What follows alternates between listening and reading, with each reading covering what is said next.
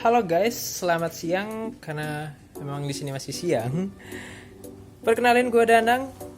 Dalam video ini gue akan sharing ke kalian modifikasi simple yang udah gue lakuin ke Vario LED 125 punya gue. Apa aja yang udah gue pasang? Check this out. Oke teman-teman, inilah motor gue Vario LED 125 tahun 2016. Satu tipe di bawah all new Vario yang sudah banyak beredar di jalanan. Nah ini jadi dulu gue bayarin dari tante gue, terus gue ganti beberapa part biar lebih keren. Gak banyak yang gue ganti, kita mulai dari spionnya. Spion di sini gue pakai spion Tomok V5. Kenapa gue pakai V5? Karena katanya itu yang paling gede ya untuk Tomok kacanya. Gue beli merek MotoGP ya, yang murah-murah aja, CNC Black. Harganya 80.000. Udah dapat kaca yang warna biru. Katanya sih kalau siang memang nggak silau, bener sih. Tapi kalau malam gelap banget coy. Hampir nggak kelihatan di belakang gue itu ada apa. Ya tapi tetap gue pakai karena memang modelnya keren. Terus buat teman-teman yang punya Vario LED atau di bawahnya mau pasang spion Tomok, nggak bisa langsung masang yang kanan ya, karena yang kanan sama kiri ini beda ketinggian dudukannya. Jadi yang kanan harus diakalin begini, antara pakai peninggi spion atau kayak gue ini, bautnya dipanjangin kasih ring, terus bawahnya diganjel pakai mur yang lebih gede sehingga tingginya jadi setara dan ganteng. Oke, next kita beralih ke tuas rem. Tuas rem gue pakai merek MotoGP CNC ya, kanan kiri. Ini khusus yang CBS, jadi jangan salah beli, jangan beli yang non CBS karena motor kita udah CBS atau combi brake system, jadi nggak bisa kalau pakai yang non CBS, nanti nggak fungsi dia, dudukannya beda. Harganya 85.000, merek MotoGP yang modelnya nggak ada bolong-bolong lagi ya, jadi udah padat. Terus setelan jauh dekatnya dia model puter. Di sini gue pakai setelan mentok nomor 6 biar dia nggak terlalu dekat sama handle gas, jadi nggak mentok kalau ngerem. Kemudian handguardnya gue pakai harga 30 ribuan aja, CNC sini bagian sininya, tapi ininya sih plastik, batang ini plastik. Ya nggak apa-apa, yang penting fungsinya dapat. Nah, yang perlu diperhatiin adalah teman-teman, saat pakai handle atau tuas rem CNC begini, dia dudukannya itu beda kiri dan kanan. Yang kanannya lebih panjang dudukannya, jadi saat dipasang yang kanan tuasnya itu lebih lebar, jadi saat kita masang si handguard ini nggak bisa rapat sama handle gas, harus pakai spacer biar nanti saat dipakai tuas remnya ini nggak nabrak batang handguardnya gitu. Oke, kita beralih ke ban, sektor ban ya. Untuk shock gue masih pakai yang original, original aja, nggak gue ganti-ganti karena masih enak. Terus di sini piringan cakramnya gue ganti yang lebih gede, gue lupa mereknya apa. Ini tulisannya sih Goyo ya kalau nggak salah. Gue browsing harganya sekitar 100.000. Ya, karena kita ganti piringan yang lebih gede, kita harus ganti bracketnya juga biar si kalipernya dudukannya ngepas ya, posisinya ngepas. Bracketnya ini 50.000. Kemudian kaliper sama selang rem segala macam masih standar karena gua rasa masih pakem, jadi oke-oke aja. Gua hanya ganti gua pasangin cover kaliper merek Fastbike CNC warna merah, ini harganya 60.000. Plug and play, tinggal pasang, ganteng. Untuk ban gua pakai Corsa R26 ya, R26 tuh ukuran 90/80, upgrade dari ukuran standar yang cuma 80/90 biar lebih gemuk, biar sama kayak Vario yang sekarang kan pakainya 90/80 juga. Tubeless harganya 215.000, sama pasang sama ventil ya sekitar 230 ribu lah. Dan ini gue mau share ya sama teman-teman sekalian. Di sini gue pasang busa ya, lembaran busa tipis. Ini bisa lebih jelas di belakang klakson ini, jadi ngover bagian rangka dalam ini, jadi saat hujan itu cipratan-cipratan atau lumpur-lumpur yang kebawa sama ban itu cuma nempel di sini doang sama di sini, tapi nggak sampai dalam, jadi bersihinnya gampang. Selain itu gua potong di sini biar klaksonnya tetap bisa di luar, nggak ketutupan sama covernya tadi, jadi bunyinya masih oke. Terus klakson masih gua pakai standaran di sini, terus gua pasang juga keong di sini, di dalam sini, jadi bunyinya kayak gini.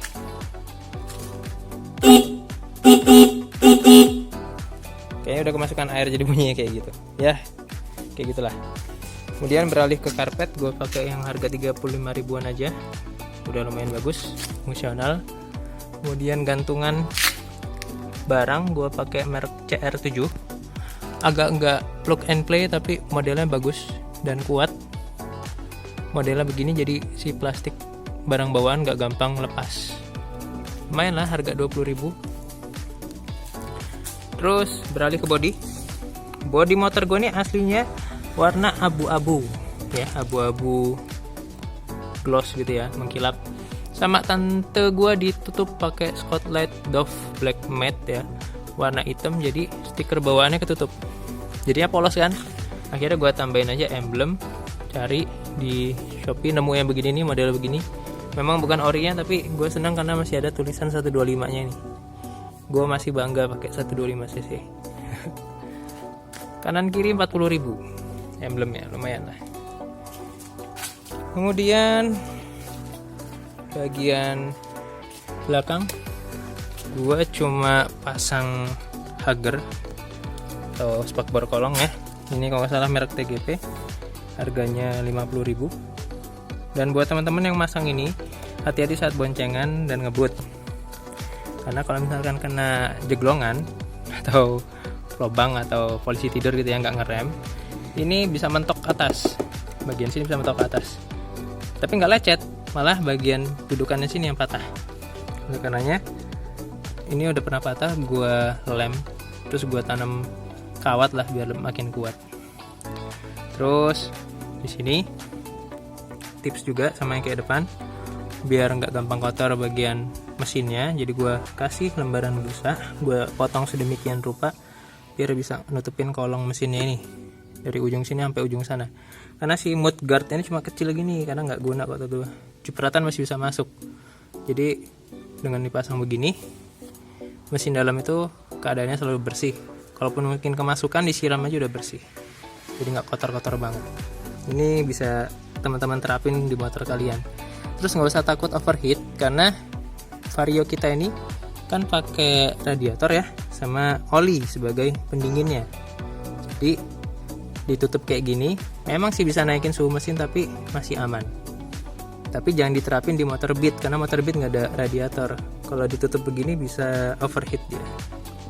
Terakhir, gua ganti ban pakai IRC Reborn ya, yang motifnya begini. Ini Reborn NR87, motif yang sama kayak Vario keluaran baru juga, ada yang pakai kayak gini juga selain Federal. Ukurannya kalau Vario itu kan 100/80, ini gua naikin satu lagi 110/80. Emang agak ekstrim sih, naik 2 tingkat dibanding dengan standarannya yang cuma 90/90, tapi gue pengen kelihatan lebih gemuk aja, jadi gue pakai ukuran yang paling maksimalnya velg ini bisa nampung. Ini harga 250.000, sama pasangnya paling jadinya 270.000 lah, sama pentil dan ongkos pasang. Kemudian tutup pentil ini gue pakai bentuk dadu warna merah CNC biar matching aja sama depan, harganya 10.000. Dan terakhir tulisan ini nih, tulisan ban ini gue putihin pakai spidol ban merek Toyo, per bijinya itu 5.000, depan belakang habis 2 spidol ya 10.000 lah. Jadi totalnya nggak nyampe 1 juta. Jadi ini aja yang mungkin bisa gue share sama teman-teman sekalian. Pengennya sih ke depan gue upgrade juga shock, pengen gue ganti yang ada tabungnya, budgetnya paling 1 juta ke bawah, biar nggak terlalu mahal. Dan mungkin lampu depan gue pengen ganti Pro G, tapi masih nabung karena gue dengar harganya hampir 2 jutaan.